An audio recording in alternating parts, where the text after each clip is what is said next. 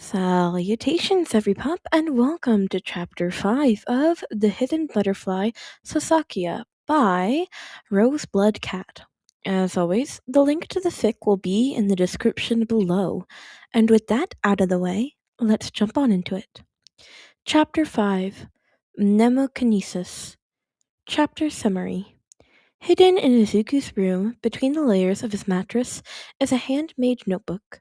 One he goes to great lengths to keep hidden from prying eyes. Hidden in Izuku's room, between the layers of his mattress, is a handmade notebook. One he goes to great lengths to keep hidden from prying eyes. It's the plainest of all his notebooks. The rest all sporting stickers or fun calligraphy that Nudu encouraged him to try. Izuku had hand-bound the book himself, with a style that would let him add more pages to it at a later date, if he decided to. He doesn't plan on it. He'd taken the time to carefully choose the cover and pages, the waxed strings that bound it, and the carefully woven magic that prevented anyone from opening it without his or Nuru's permission. The title on it is a single word, written with a dark purple marker. There is a single red triangle beside the word. Kamiko. Inside are only a few pages of notes, barely a full 3, and a carefully drawn picture. All of the notes are written in a language taught to him by Nuru. It's an all but forgotten language, one that only the Kwami or the miraculous guardians knew. Izuku has 2 notebooks that he uses that language in, his notes on the miraculous and the Kamiko notebook with the red triangle. He used the language in places where he wanted to be sure that no one but he and the Kwami would know what was inside of them. And, for those 2 books, he wanted to ensure that no one would be able to find the secrets he keeps inside of them. The notes in the little, carefully hidden book talk about memory. They talk about how the human mind remembers everything that it sees, but it's designed to sort the priority of those things to be recalled later. The mind tries to make a priority for what it will need or want later, and sometimes it can choose wrong. And that makes it very easy to forget things that should be important, or remember things that ultimately don't have much meaning. That's how forensic hypnosis allows people to remember details of crimes or suspects that they couldn't remember on their own. These can be key things in solving crimes and finding criminals that had escaped. But those kinds of evidence aren't admissible in courts, and for a very good reason. People are also very imaginative, so it is actually very common for people to remember things that never happened. A hypnotist can unwittingly influence what the person under hypnosis remembers by suggesting what they might be able to see or not see in their memories, thus rendering the information untrue or fabricated, and potentially leaning towards false conclusions. People who've been through traumatic events or are under extreme stress have trouble with their memories. The extreme conditions cause their brains to misfile the information, making them forget important details. If they can remember what happened in the first place, regression was a large part of trauma. Repression was a large part of trauma. Some types of neurodivergence have memory issues as part of their symptoms. Another reason for that people who have them struggle, because they have a brain that just can't figure out what is and isn't important to recall. The notes mention that the psychic ability to manipulate memories is called mnemokinesis. Very few people have quirks that can affect someone's memory, but they do exist. Most of their abilities revolved around being able to recall things themselves and not forgetting them. Some, however, can alter the memories of others, shuffling around those priorities that the brain used to sort so that important things were forgotten and insignificant things were remembered, or even removing the memories entirely.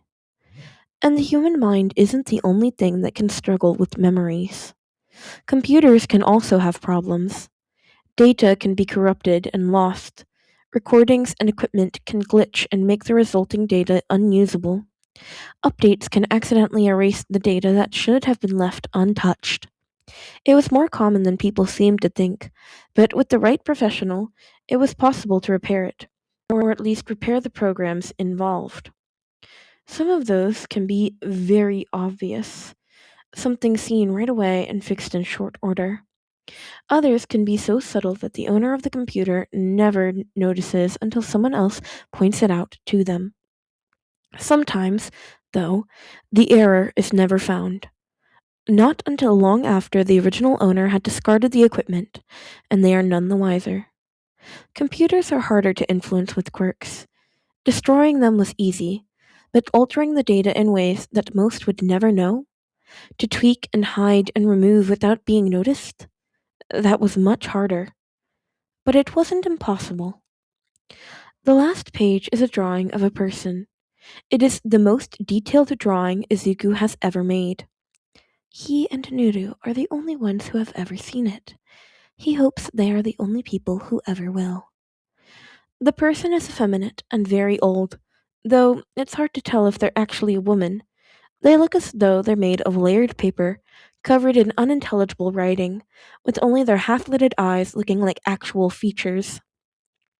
They're dressed in a long, many-layered kimono that's decorated like the pages of a scrapbook, covered in images that looked like clipped-up photographs, though none can be deciphered.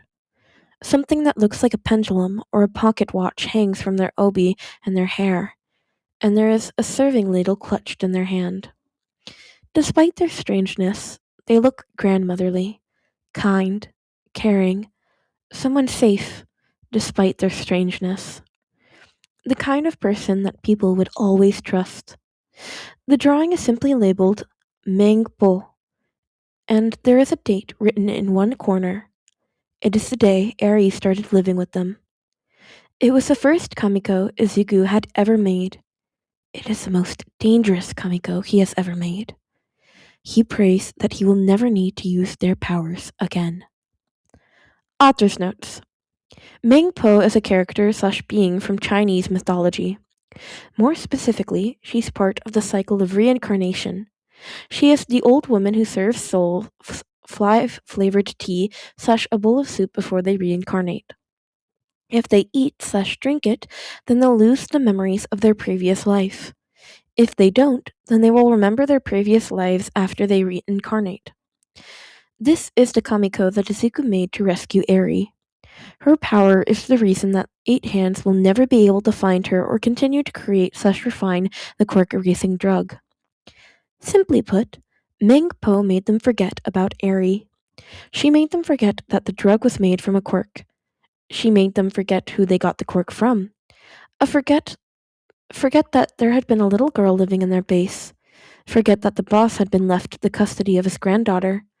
Forget that Overhaul had been, a rotten excuse of a foster father for a short while. Not even the computer data about Eri remained. To them, Eri does not exist. And because of that, they will never look for her or try to take her back. They have no reason to hunt her down or hurt her again. Only her comatose grandfather will remember, but when he wakes up, he'll have his hands full with other things than where his granddaughter has gone. He'll just pray that she's safe and happy, wherever she is. The fact that Izuku was able to make someone with that kind of power scares him a little bit. Being able to alter someone's memory to make them forget an entire person, that is seriously powerful. As minor as making people forget something sounds, it's an incredible amount of power and a terrifyingly effective kamiko. He knows he can call on that kind of power as long as he has what she can do written down, even if he didn't save the butterfly that he used to make her. And he really hopes he doesn't need to use that power again, even if it saved his wonderful little sister. And that's a wrap on Chapter 5. I'm sorry for how quiet I am. I am recording this at my mom's house, and so I need to be quiet because there are people in the house trying to sleep, and I can't be too loud and wake them up. Thankfully, there were no voices, so that made staying quiet a lot easier. I hope that maybe this quiet chapter was calming to a few of you, and if it was, let me know in the comments, and maybe I'll have more quiet time episodes. All that being said, this was a nice short little chapter where we get to look more into how Eri was saved. I was always curious when I first read this book. I was curious about how Eri was saved because she just appears in the second chapter and you don't really know, well, other than like assuming Sasakia saved her. But here we actually get a how he saved her, and I think it's a very good way to introduce Izuku's powers as Sasakia and why he's so cautious about them. Because he might be thinking, why isn't he making a bunch of kamikos to stop the villains? Why is he sticking to only being an informant? This is why. It's because he's scared of the power he can create. He doesn't want to lose himself.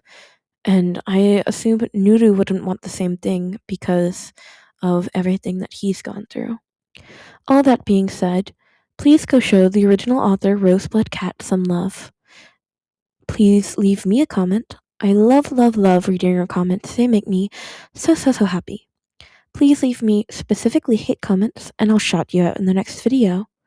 That being said, shout outs to Magikarp1812. Thank you for your hate comment. I do want to address that I leave all of my mistakes in my videos because I don't have the patience, time, or know-how of how to edit audio files. And so it's just not going to happen. And besides, I like leaving them in because it proves to you all that I am not a robot. All that being said, I really enjoyed this chapter. I hope you guys really enjoyed this chapter, and I will see you guys next time. Bye bye, pups.